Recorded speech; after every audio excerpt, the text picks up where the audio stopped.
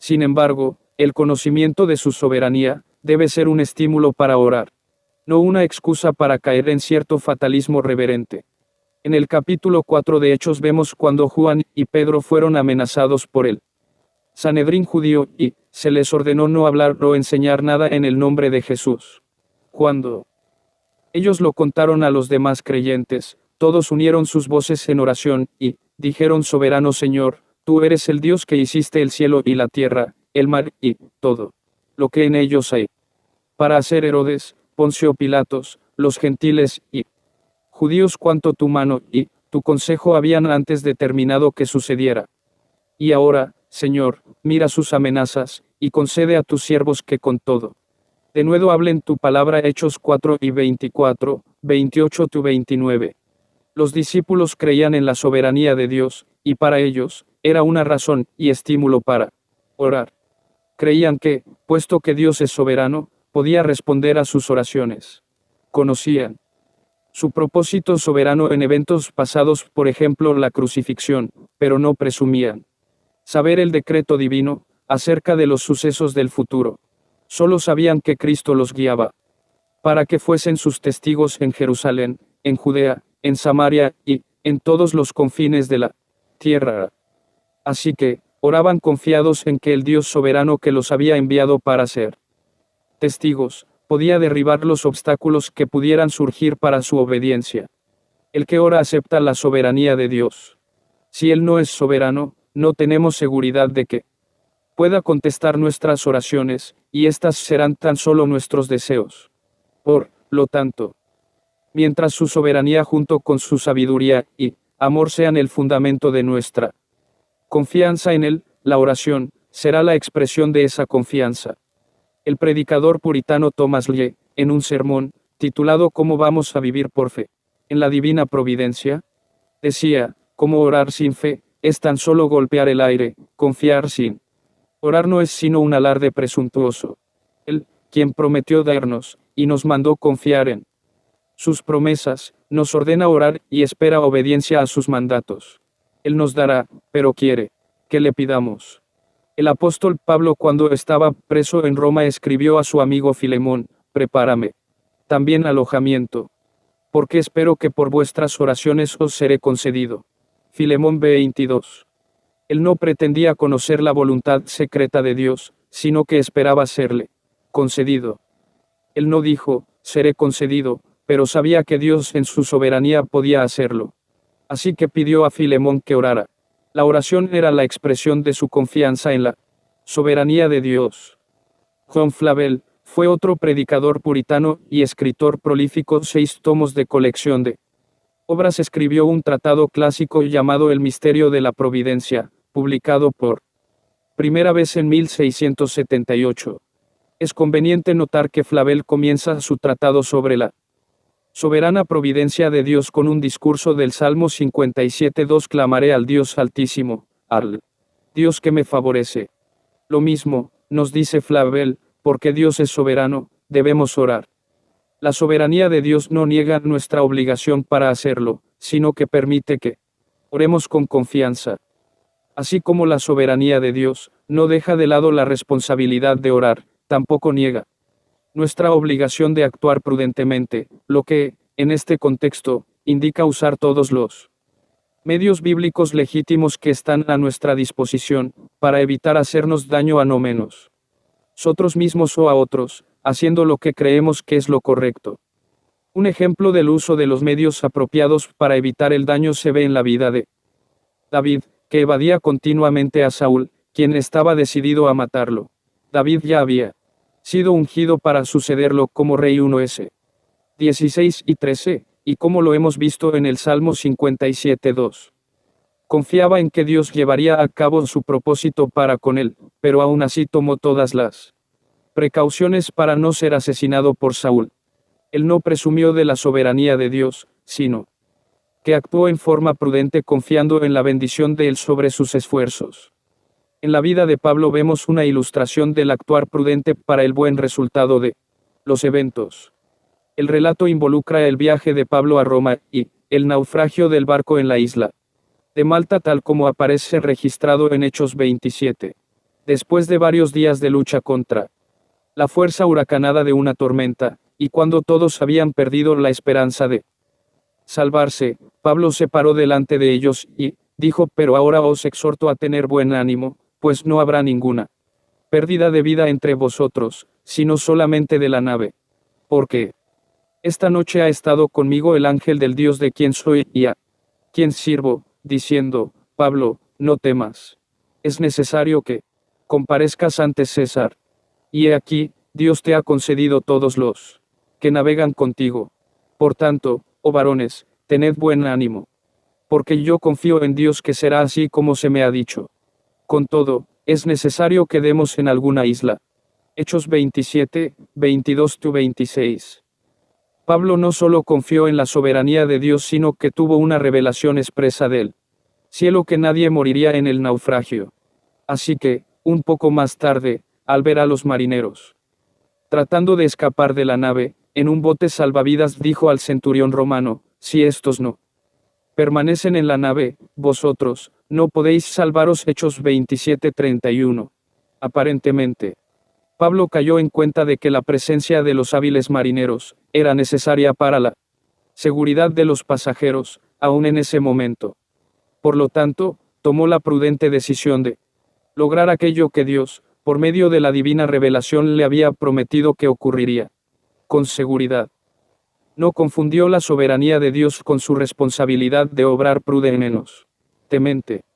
Pablo no consideró el propósito soberano de Dios como una razón para descuidar su deber, aun en ese momento, en que ya había sido revelado por un ángel del cielo.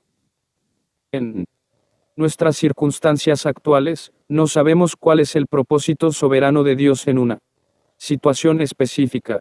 Debemos ser aún más cuidadosos y no hacer uso de la soberanía de Dios como excusa para evadir las obligaciones que Él nos dio en las Escrituras. Él, realmente trabaja a través de medios y busca que usemos los que ha puesto a nuestra disposición. Cuando Nehemías estaba reconstruyendo el muro alrededor de Jerusalén, él y su pueblo enfrentaban la amenaza de un ataque armado de los enemigos. Nehemías 4:7-8. La respuesta de Nehemías fue orar y poner guardias. Oración y prudencia. B9.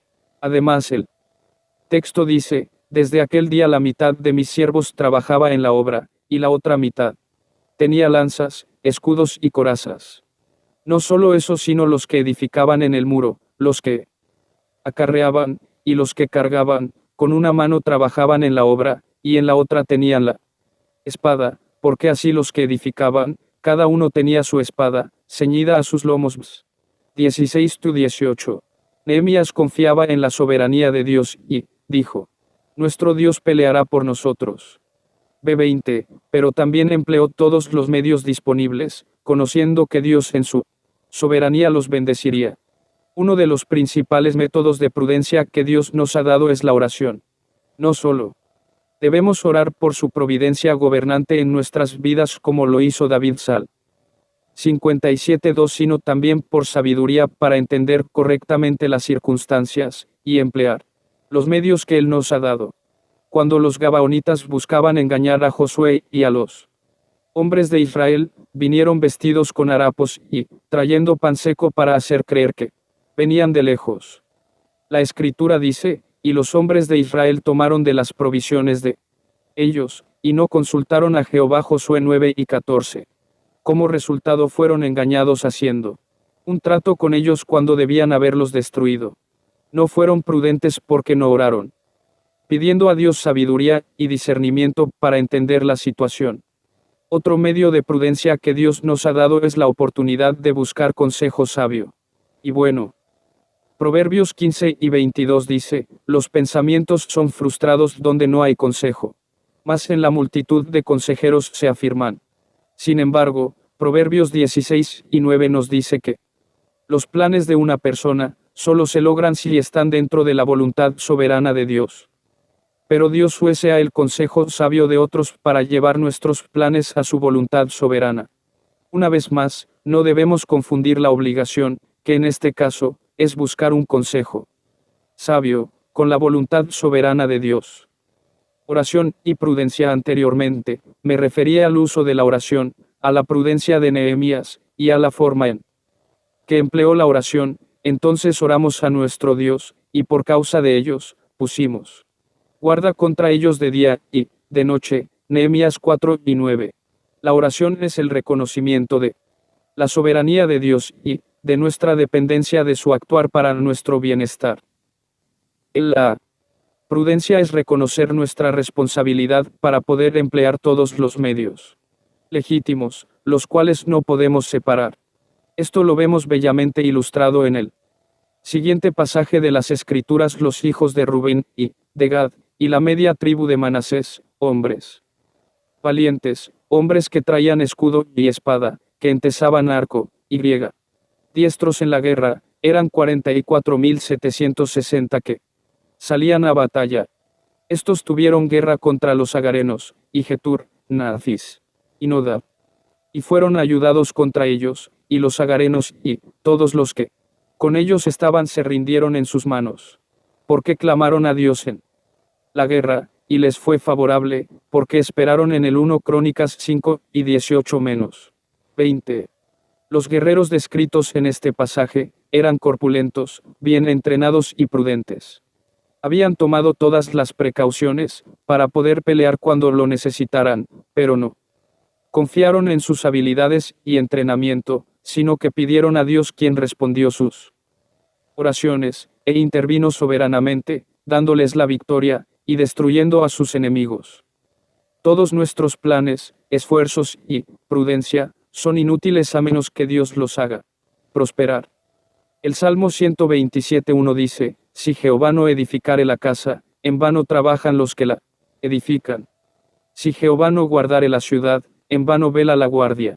En ese pasaje está el concepto de los esfuerzos ofensivos y defensivos, tanto de la construcción para el progreso, como del cuidado contra la destrucción. En cierta forma, este versículo resume todas nuestras responsabilidades en la vida, bien sea en lo físico, mental o espiritual. Siempre debemos estar edificando y vigilando.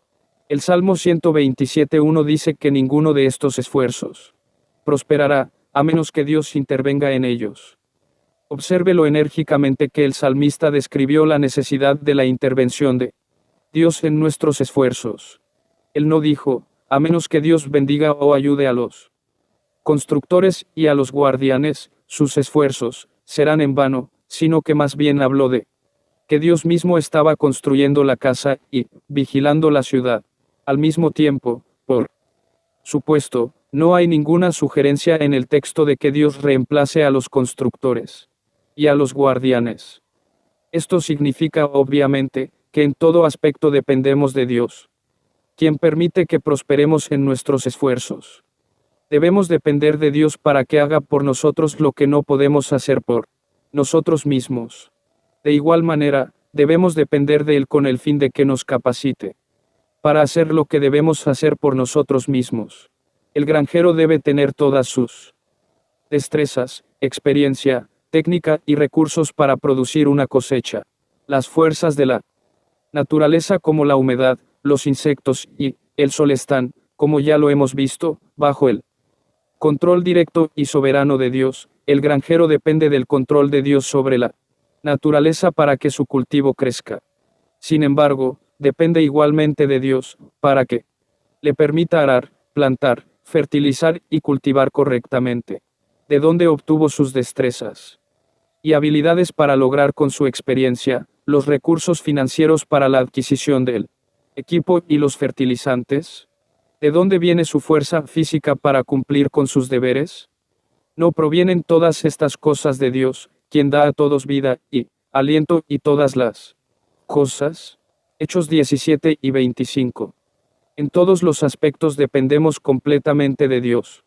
Hay tiempos en los que podemos no hacer nada, y otros en los que debemos trabajar. En los dos eventos estamos igualmente sujetos a Dios. Cuando los israelitas estaban en el desierto, dependían conscientemente de Dios, tanto para la comida como para el agua.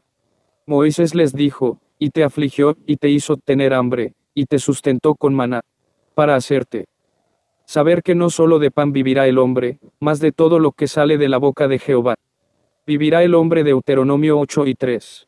Los israelitas tuvieron que aprender que no podían simplemente extraer de sus reservas alimenticias para comer, cada vez que lo desearan, y Dios los redujo a una consciente dependencia de su provisión diaria. Llegaría el día, sin embargo, cuando estarían en una tierra en la cual no comerás el pan con escasez, ni te faltará nada en ella. Deuteronomio 8:9. Luego Moisés les advirtió que no confiaran en sus propias habilidades de granjeros diciéndose a sí mismos, mi poder y la fuerza de mi mano, me han traído esta riqueza. Por el contrario, les previno. Acuérdate de Jehová tu Dios, porque Él te da el poder para hacer las riquezas. Deuteronomio 8:17-18. A veces, Dios nos reduce a una dependencia total, consciente de Él. Un ser querido está gravemente enfermo, más allá de la experiencia y habilidad de la ciencia médica. El desempleo ha llegado a tal punto, que la alacena está vacía y no hay perspectivas de trabajo a corto plazo. En esos momentos, estamos listos para reconocer nuestra dependencia. Y clamamos pidiendo a Dios su intervención. Sin embargo, somos igualmente dependientes de Dios cuando el médico diagnostica una enfermedad pasajera y prescribe el medicamento adecuado, o cuando tenemos un salario fijo y podemos cubrir todas nuestras necesidades materiales. En ambos casos somos responsables, pues la Biblia nunca nos permite usar nuestra dependencia absoluta de Dios como una excusa para la indolencia. Eclesiastés 10:18 dice: por la pereza se cae la techumbre, y por la flojedad de las manos, se llueve la casa. Y de nuevo, el perezoso no hará a causa del invierno. Pedirá pues en la siega, y no hallará. Proverbios 20:4. Somos totalmente dependientes de Dios, pero al mismo tiempo responsables de usar diligentemente cualquier medio apropiado para lograr lo deseado. El hombre de nuestro relato, al principio del capítulo, tenía que ser más cuidadoso al bajar las escaleras. Debió poner atención al aviso de favor usar la baranda. No puede echarle la culpa de su caída al fatalismo divino, como tampoco pueden hacerlo la estudiante que perdió su examen, el trabajador que por falta de diligencia perdió su empleo, o el que se enferma debido a malos hábitos alimenticios. Nuestro deber se encuentra en la voluntad revelada de Dios en las Escrituras, y la confianza debe estar en su voluntad soberana. Puesto que Él trabaja en las circunstancias de nuestra vida, para su gloria y nuestro bien.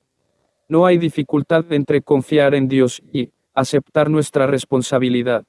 Thomas Lee, el predicador puritano citado anteriormente en este capítulo, dijo, la confianza usa esos medios al tiempo que Dios prescribe para conducirnos hacia su objetivo señalado. Los instrumentos de Dios deben ser usados, así como deben esperarse sus bendiciones.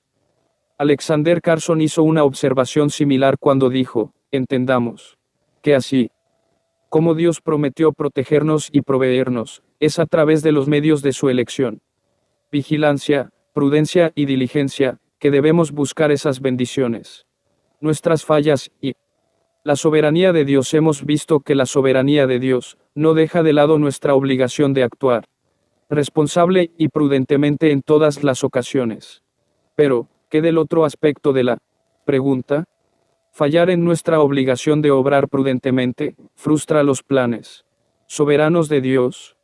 Las Escrituras nunca indican que Él sea frustrado de manera alguna. Porque nosotros fallemos en actuar como deberíamos. En su infinita sabiduría, el plan soberano de Dios incluye nuestros fracasos y nuestros pecados. Cuando Mardoqueo le solicitó a la reina Esther interceder ante el rey Jerjes por el bienestar de los judíos, ella lo evadió con la explicación de que al entrar en la presencia del rey, estaría bajo amenaza de muerte, Esther 4:10-11. Sin embargo, Mardoqueo le respondió, porque si callas absolutamente en este tiempo, respiro y liberación vendrá de alguna otra parte para los judíos. Mas tú y la casa de tu padre pereceréis. Y quién sabe si para esta hora has llegado al reino. Esther 4 y 14.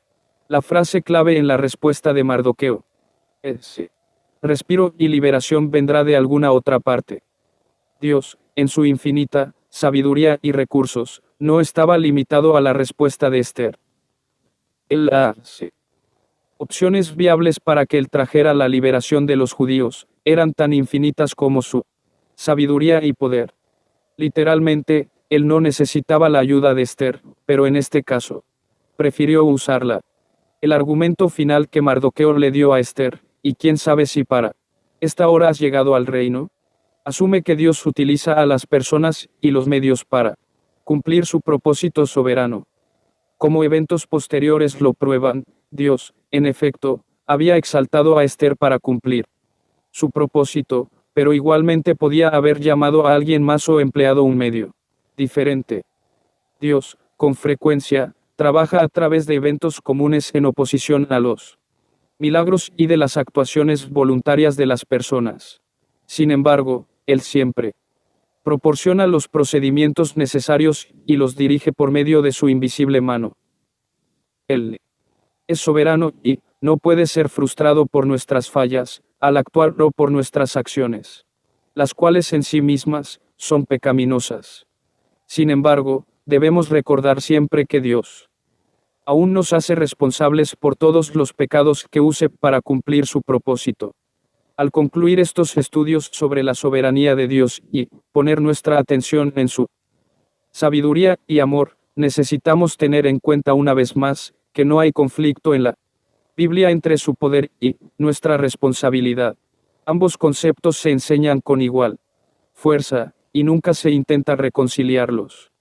Cumpliendo nuestra obligación, dejémoslos juntos, como se nos revela en las Escrituras, y confiando en Dios para que lleve a cabo su propósito soberanamente en y por medio de nosotros. 8. La sabiduría de Dios o profundidad de las riquezas de la sabiduría y de la ciencia de Dios. Cuán insondables son sus juicios, e inescrutables sus caminos. Romanos 11 y 33 a las 9 y 15 am.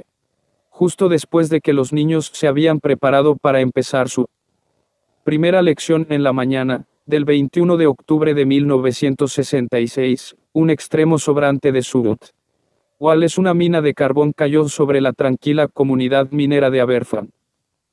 De todas las tragedias desconsoladoras de ese día, ninguna fue peor que el destino de la Junior School de la aldea. El lodo negro se deslizó por la ladera entrando a los salones.